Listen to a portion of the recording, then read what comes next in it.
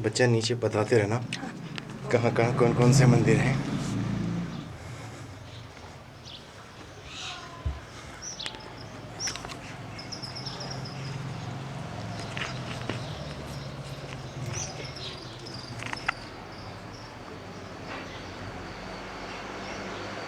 ये 52 इंच की है। फिट बेटा। हाँ, फिट है।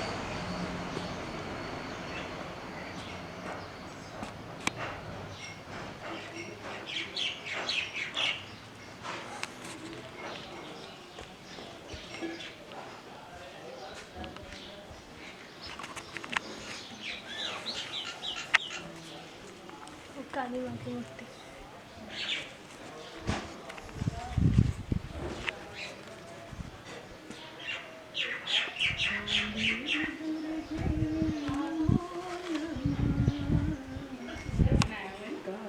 चलो बच्चे।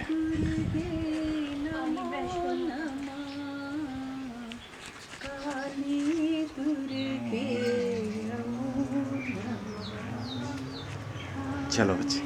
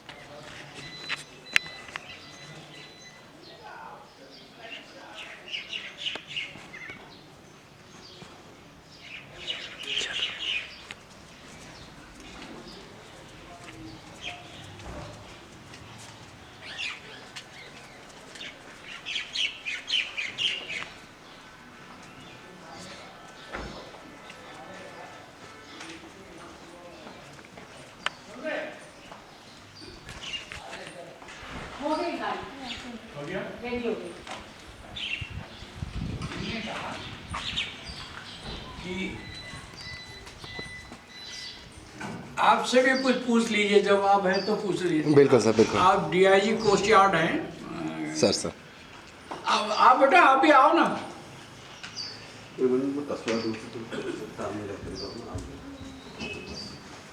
सर कुछ बताइए फिर आप माँ महाराज के बारे में। नहीं, हमारा संयोग है कि यहाँ पे हनुमान जयंती पे थोड़ी आगे आइए ना। आने वाले थे और उसी समय हमने यहाँ पे बिकॉज हमारे साथ में एक हमारा पेट है, तो पेट फ्रेंडली एकोमोडेशन ढूंढ रहे थे। तो यहाँ पे नौकुचिया ताल में नारायण लेक हाउड आउट में हमें पेट फ्रेंडली एकोमोडेशन मिल गई। रास्ते में इतना विशाल बजरंगबली की प्रतिमा दिखाई पड़ी। हम आए तब हमें पता चला कि यही स्थान ये सुन लीजिए, सत्संग है समझिए आप। तो बस हमारा बहुत सौभाग्य था कि यहाँ पे आए और भैया जी का इतना सानिध्य मिल गया पिछले 2-2.5। सर आपने माँ महाराज के दर्शन करे नहीं करे? मैंने दर्शन करे। गुरुदेव महाराज के? जी। गुरुदेव महाराज के भी दर्शन हुए हैं? जी। बहुत सौभाग्य की बात है सर आपको कि आपने माँ महाराज और गुरुदेव महाराज दोनों के दर्शन करे हैं। जी। गुरुदेव महाराज और माँ महाराज आपके जीवन में सफलता की सारे मार्ग खोल के रखें, उनका आशीर्वाद बने रहे और परिवार में आपकी जो है खुशी का माहौल हमेशा बने रहे। सर आप कुछ बताएंगे? किस बारे में बताना है सर माँ महाराज के बारे में बताएं, गुरुदेव के बारे में बताएं। माँ महाराज जो है, जब ये प्रसाद बनाती थी जी, तो मैं लेके जाता था महाराज के पास।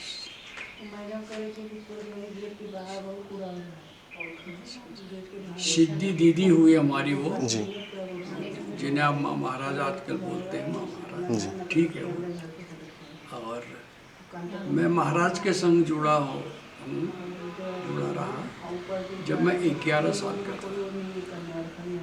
जब नैनीताल में महाराज आए 44-45 में, 42 का मेरा जन्म है और ये समझिए आप 50 के आसपास से उनके संग महाराज के संग जो है आना जाना वहाँ पे रहा। और उसमें ज़्यादातर होता था कि उन दिनों हाफ पैंट पहनते थे, फटा जूता पहनते थे, और हनुमानगढ़ी जाते थे कि 4 पूरी मिलेंगी और थोड़ी हलवा मिलेगा और थोड़ी सब्जी मिलेगी, और अपना पेट भरा और खुश हो गए। क्योंकि उस टाइम तेल की चीज़ें मिलना, घी की चीज़ें मिलना पहाड़ वालों के लिए बड़ा मुश्किल होता था, क्योंकि यहाँ पे चीज़ें पैदा ही नहीं होती थी। और ऐसे ही करके भंडारा खाते खाते जो है जाते महाराज के संग जुड़े रहे। फिर महाराज ने जिस समय कैंची छोड़ी 1973 में, महाराज ने 5 लड्डू जो है माँ के लिए भेजे, तो मैं वो खाने लगा, क्योंकि मैं महाराज के सामने ही खाने लगता था। और महाराज के संग मैंने कभी, महाराज ने मेरे को हनुमान चालीसा करने को नहीं दिया, मैं सिर्फ यही सेवा करा करता था बस, और गालियाँ खाता था, डांट खाता था, प्रेम से डांट, और मार पड़ती थी, यही सब मैं करते रहा।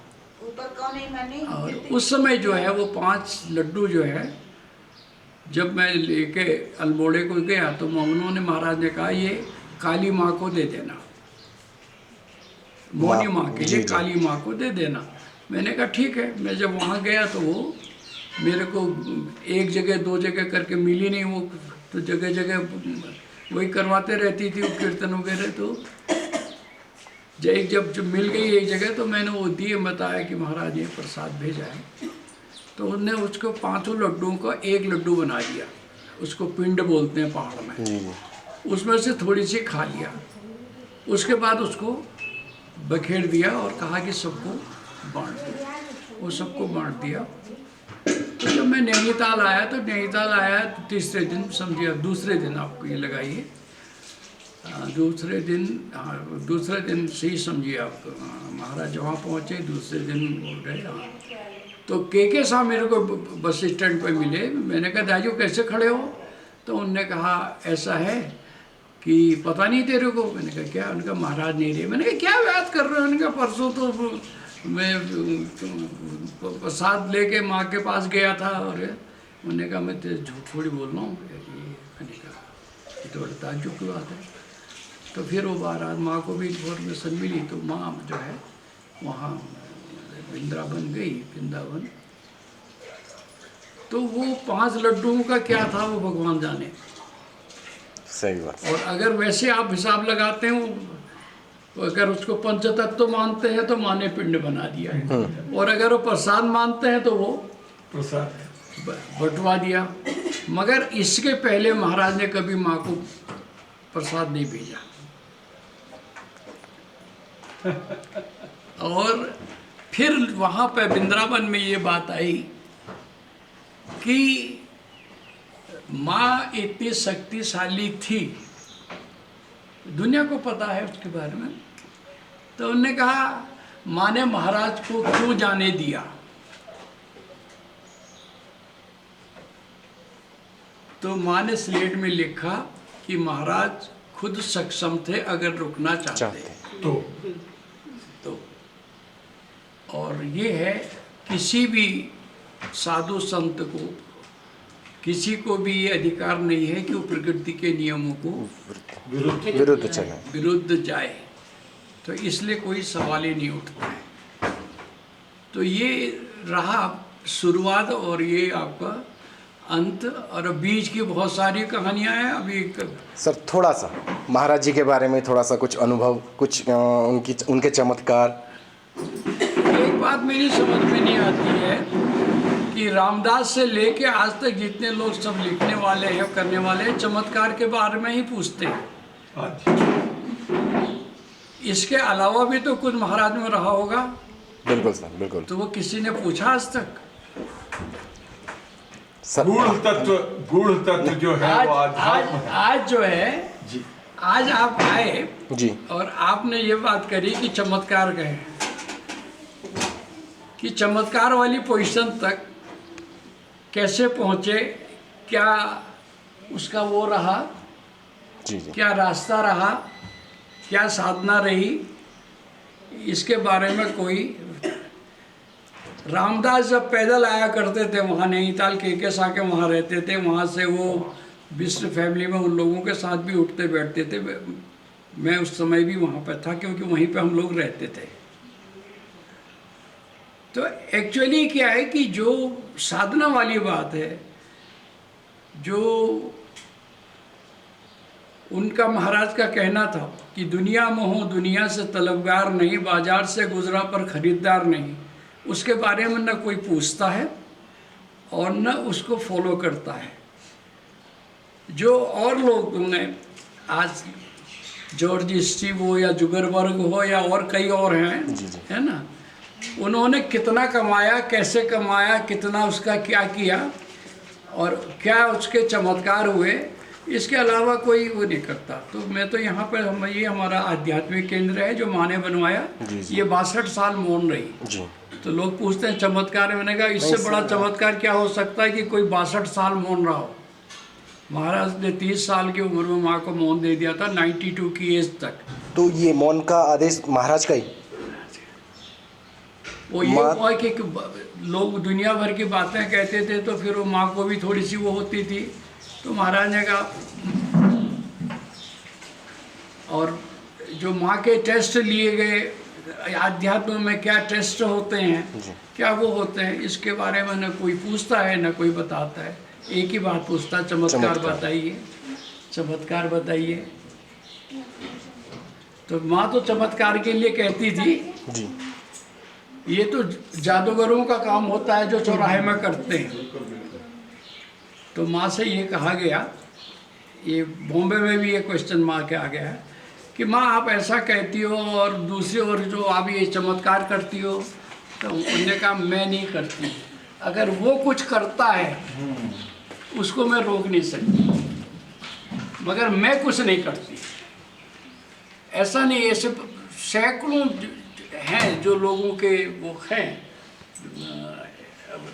समाज एक इस स्थिति में पहुंचने के बाद तो सिद्धियां स्वतः आ जाती। सिद्धियां आने के बाद फिर ये समाज से जब जुड़ते हैं तो फिर ये समाज के वेलफेयर के लिए, समाज के उसके लिए और उनके आत्माओं को बढ़ाने के लिए, उनकी आत्मा को जो है अच्छी लाइन में लगाने के लिए ये लोग काम करने लगते हैं।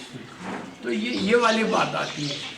पूछिए, आज आप पूछने ही आए हैं तो पूछिए और क्या। सर इतने में मेरे को बहुत सारी संतुष्टि हो चुकी है, क्योंकि बहुत कुछ तो पहले से पता था, फिर आपने बताया। परीक्षाओं के बारे में अगर लोगों को बता सकें।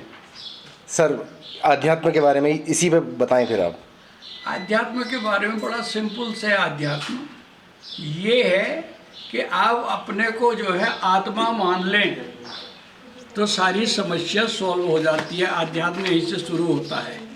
इसमें लिखा है, पहला क्वेश्चन देखिए आप, अपना आध्यात्मिक ज्ञान जानिए। तो पहला क्वेश्चन है, पढ़िए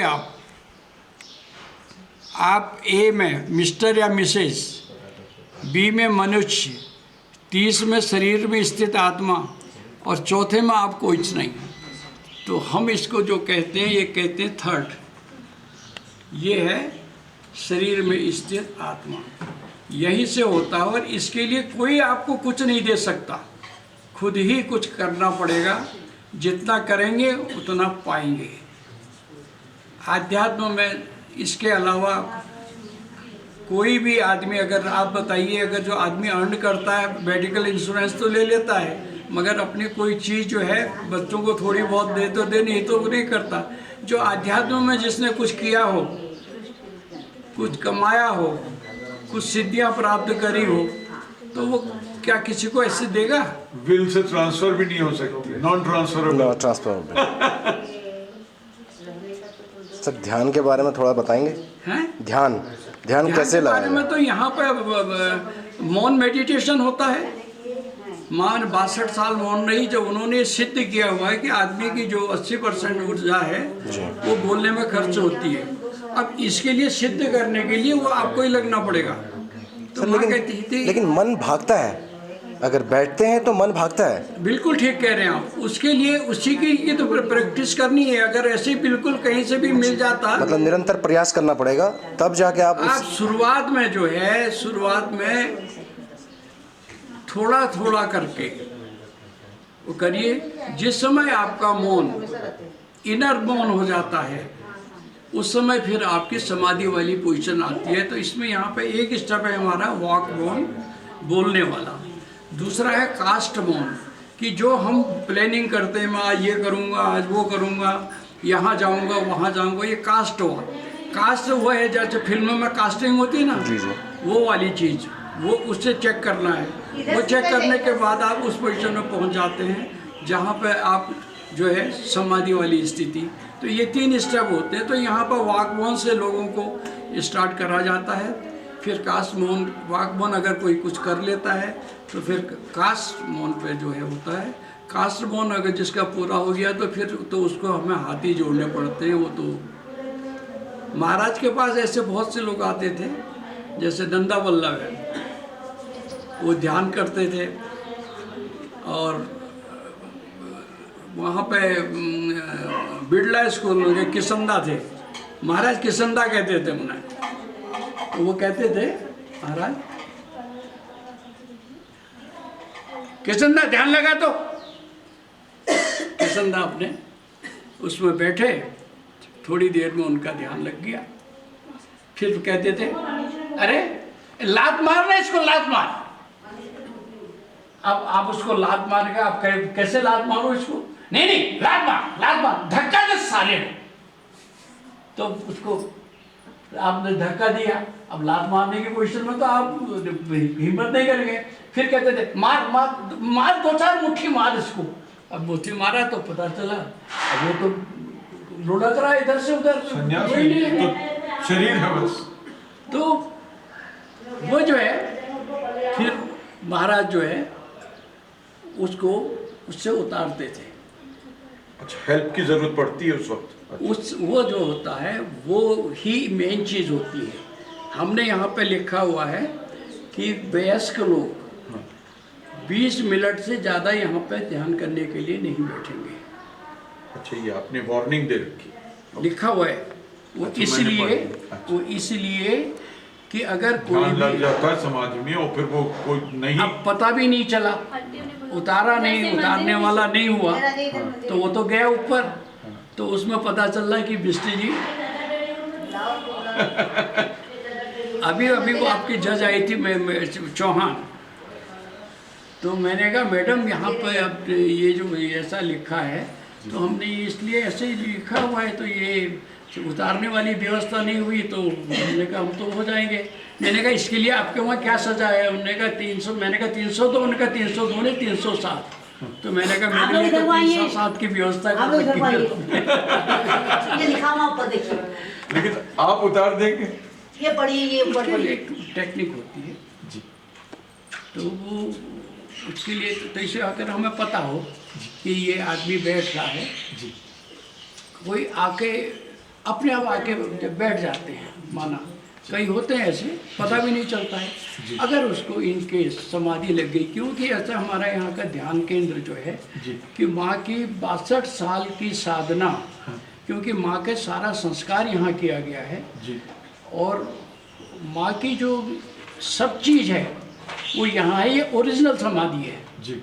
तो यहाँ के जो वाइब्रेशन से आप देख रहे हैं ना, जितने फॉरेनर इंडियन सब आते हैं, कश्मीरी दिख रहे हैं सामने आपको ना, ये सब तो ये लोग साधना ही के लिए आते हैं। जी। तो अगर ये वो बैठते हैं, पता होता है ये बैठे हैं, तो फिर हम देखभाल भी करते हैं। और अगर पता ही नहीं हो तो क्या करेंगे? ये वाली बात आती है ना, जी। कुछ नहीं हो मेडिकल एड तो दे दें, तो वो अदरवाइज वो पॉसिबल नहीं है। तो इसलिए मैं बैठा, लेकिन मुझे ध्यान पूर्ण रूप से नहीं लगा। मुझे 2 बार मैंने ध्यान लगाया, लेकिन मुझे तुरंत बजरंगबली का स्मरण आ रहा। अच्छा। तो मतलब जो बिल्कुल ध्यान शून्य होने वाली अवस्था है